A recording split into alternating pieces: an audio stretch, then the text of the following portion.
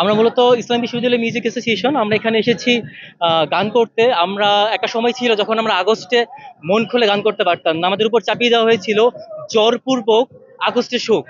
এই শোককে উত্তরণের জন্য প্রতিবাদে আজকে আমরা এখানে গান করছি। আপনারা বোধহয় দেখছেন আমি সাদা কাপড় পরেছি, আমার মিউজিক অ্যাসোসিয়েশনের প্রত্যেকটা মানুষ সাদা কাপড় পরেছে। আমরা মূলত বোঝাতে চাইছি যে 24-এর গণ অভ্যুত্থানের পর বা 24-এর বিপ্লবের পর এই যে পুরো বিশ্বে অথবা বাংলাদেশের মধ্যে বিভিন্ন জায়গায় বিভিন্ন ঝামেলা হচ্ছে, আমরা তো সেই ঝামেলার জন্য এই বিপ্লব করিনি, আমরা এই ঝামেলার জন্য এই অভ্যুত্থান করিনি।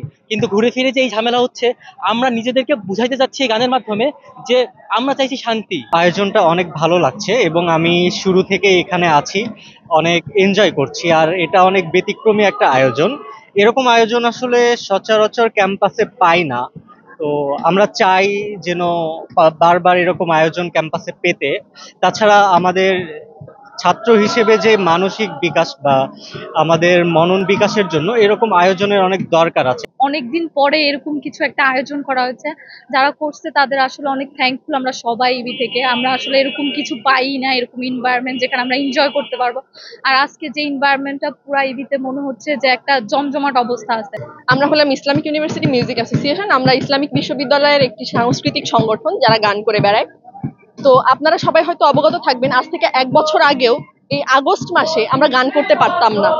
আমাদেরকে গান করতে দেওয়া হতো না, কোনো ধরনের প্রোগ্রাম আমাদেরকে করতে দেওয়া হতো না। কারণ আমরা মুজিব চেতনা যারা ধারণ করতো তাদের ধারণা ছিল যে শোকের মাস, শোকের মাসে কোনো প্রোগ্রাম করা যাবে না, কোনো গান করা যাবে না। এটার প্রতিবাদ স্বরূপ আমরা যে স্বাধীন দেশে স্বাধীনভাবে এখন গান করতে পারি, আয়োজন করতে পারি, অনুষ্ঠান করতে পারি, সেটার একটা প্রতীক আমাদের আজকের এই অনুষ্ঠান। আমরা শান্তির বার্তা দিতে চাই। আপনারা হয়তো দেখে থাকবেন আমরা সকলে এখানে প্রত্যেকে যারা আছি আমাদের হাতে মাথায় সাদা কাপড় বাঁধা, যেটা শান্তির প্রতীক হিসেবে আমরা বেঁধেছি। আমরা শান্তির বার্তা দিতে চাই সকলকে।